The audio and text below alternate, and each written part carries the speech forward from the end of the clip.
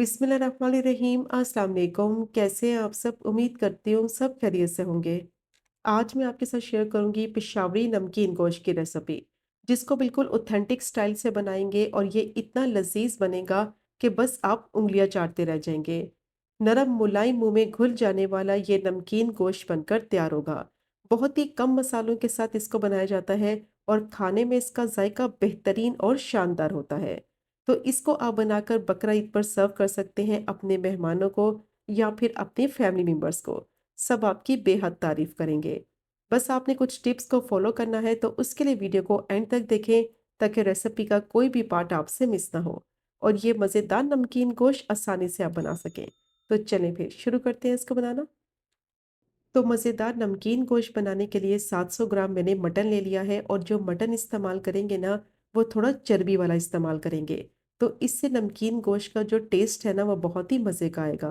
तो इसमें मैंने मिक्स पीसेस लिए हैं, जिसमें हड्डी वाले भी हैं, नली वाले भी हैं और बोनलेस भी हैं, और इसमें मैंने थोड़े से चर्बी के पीसेस भी लिए हैं। और मटन को अच्छी तरह से धोने के बाद छलनी में रख दिया था थोड़ी देर के लिए, ताकि इसका एक्स्ट्रा पानी सारा निकल जाए। आप इस रेसिपी को बीफ से भी बना सकते हैं। अब मैंने लोहे की कढ़ाई ले ली है और जो भी आप कढ़ाई या पैन इस्तेमाल करें, उसका जो बॉटम वाला पार्ट है वो थोड़ा हैवी होना चाहिए।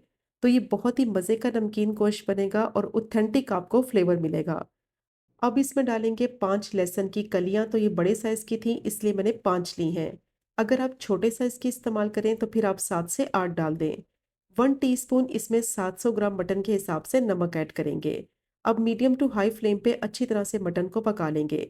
मटन को इतना पकाना है कि इसका कलर भी चेंज हो जाए और इसकी स्मेल ख़त्म हो जाए। और जैसे ही पकने लगेगा तो इसका पानी निकलेगा, तो सारा पानी इसका खुश कर लेंगे। ये स्टेप आपने ज़रूर करना है। इससे क्या होगा, एक तो फ्लेवर इन्हेंस हो जाएगा, नमक का फ्लेवर अच्छी तरह से इसके अंदर जज़्ब हो जाएगा और जो इसकी स्मेल है ना, वो भी ख़त्म हो जाएगी। क्योंकि अक्सर क्या होता है कि जब नमकीन गोश्त बनाते हैं तो साथ ही इसमें पानी ऐड कर देते हैं। तो जब गोश्त का अपना पानी निकलता है तो वो उस पानी के साथ मिक्स हो जाता है, जिसकी वजह से इसमें हींग रह जाती है।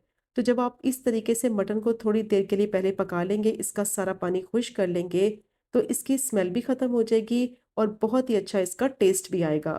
बिल्कुल भी इसमें हींग नहीं आएगी। अब मटन को मैंने अच्छी तरह से भून लिया है, पानी भी इसका सारा खुश्क हो गया है, इसकी स्मेल भी ख़त्म हो गई है।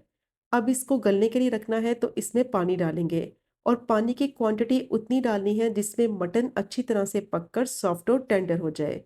और अगर आप इस रेसिपी को बीफ से बना रहे हैं तो फिर उसी हिसाब से आप इसमें पानी ऐड कर दें। तो 1 ग्लास मैंने इसमें पानी डालकर मिक्स कर लिया है। अब मुझे थोड़ा कम लग रहा है, तो थोड़ा-सा पानी मैंने इसमें और ऐड कर दिया है। तो टोटल मैंने इसमें सवा ग्लास पानी इस्तेमाल किया है 700 ग्राम मटन के हिसाब से। अब इसको बिल्कुल लो फ्लेम पे पकने के लिए रखेंगे। जितना इसको लो फ्लेम पे पकाएँगे, उतना ही नमकीन गोश्त का फ्लेवर जो है ना, वो बहुत ही मज़े का आएगा। और अगर आप चाहें तो इस स्टेप को आप प्रेशर कुकर में भी कर सकते हैं, लेकिन फिर ऑथेंटिक आपको टेस्ट नहीं मिलेगा।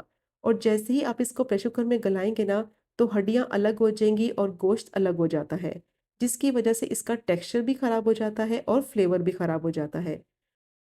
तो पानी डालकर इसको मैंने अच्छी तरह से मिक्स करने के बाद कवर कर दिया है और बिल्कुल लो फ्लेम पे इसको तब तक पका लेंगे कि गोश्त अच्छी तरह से सॉफ्ट और टेंडर हो जाए। तो इसको पकते हुए तकरीबन 1.5 घंटा हो गया था लो फ्लेम पे। अब इसको चेक कर लेते हैं। पानी अभी इसमें थोड़ा बाकी है और देखें गोश्त कितनी अच्छी तरह से सॉफ्ट और टेंडर हो गया है। जितना स्लो फ्लेम पे इसको पकाएंगे उतना ही इसमें टेस्ट आएगा, क्योंकि इसकी यखनी निकलेगी, जिसकी वजह से इसका फ्लेवर जो है ना, वो बहुत ही मज़े का आएगा। अब इसमें डालेंगे हाफ टी स्पून काली मिर्च का पाउडर और मीडियम टू हाई फ्लेम पे अच्छी तरह से इसको पका लेंगे कि काली मिर्च का फ्लेवर भी इसके अंदर अच्छी तरह से मिक्स हो जाए और जो पानी इसमें बाकी है वो सारा खुश कर लेंगे। मीडियम टू हाई फ्लेम पे कम से कम इसको 10 से 12 मिनट के लिए पका लेंगे, तो सारी चीज़ों का फ्लेवर अच्छी तरह से वेल कंबाइन भी हो जाएगा और जो इसमें यखनी बाकी बची है वो भी सारी खुश्क हो जाएगी। तो देखिए अच्छी तरह से मैंने इसको भून लिया है, पानी इसका सारा खुश्क हो गया है और बहुत ही अच्छी खुशबू आ रही है। बहुत ही कम मसालों के साथ ये नमकीन गोश्त तैयार होता है और बहुत ही ज़्यादा टेस्टी होता है। ऑयल का इस्तेमाल इसमें बिल्कुल नहीं होता। इसके अंदर जो चर्बी है ना, उसी का ऑयल निकलता है, जिसकी वजह से इसका टेस्ट बहुत ही मज़े का होता है। अब इसमें डालेंगे 3 से 4 हरी मिर्च और दोबारा से इसको भून लेंगे। तो गोश्त ने ऑयल सारा रिलीज़ कर दिया है, इसमें मैंने ऑयल का इस्तेमाल बिल्कुल नहीं किया है। जो चर्बी डाली थी ना, ये उसी का ऑयल निकला है। तो बहुत ही बेहतरीन नमकीन गोश्त तैयार हो गया है और देखा इसको बनाना कितना आसान है और जायके में बेहतरीन और लाजवाब होता है कि बस आप उँगलियाँ चाटते रह जाएँगे। मस्ट ट्राई कीजिएगा मेरी रिकमेंडेशन पे ये मज़ेदार नमकीन गोश्त की रेसिपी को, जो कि बेहतरीन बनेगी। इसको आप चावल के साथ भी सर्व कर सकते हैं, नान के साथ सर्व कर सकते हैं, चपाती के साथ सर्व कर सकते हैं, बेस्ट कॉम्बिनेशन रहता है। और अभी मैं आपको तोड़ के दिखाती हूँ कि गोश्त कितना नरम मुलायम के मुँह में घुल जाने वाला ये बनकर तैयार हुआ है। बेहतरीन इसका फ्लेवर मिलेगा आपको, ऑथेंटिक टेस्ट मिलेगा। ज़रूर ट्राई कीजिएगा ये मज़ेदार रेसिपी को। और अगर आपको आज की वीडियो पसंद आए, आज की रेसिपी पसंद आए, चैनल को सब्सक्राइब करें, वीडियो को लाइक करें, शेयर करें।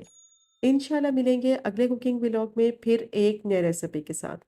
तब तक मुझे अपनी ख़ास दुआ में याद रखें। अल्लाह हाफ़िज़।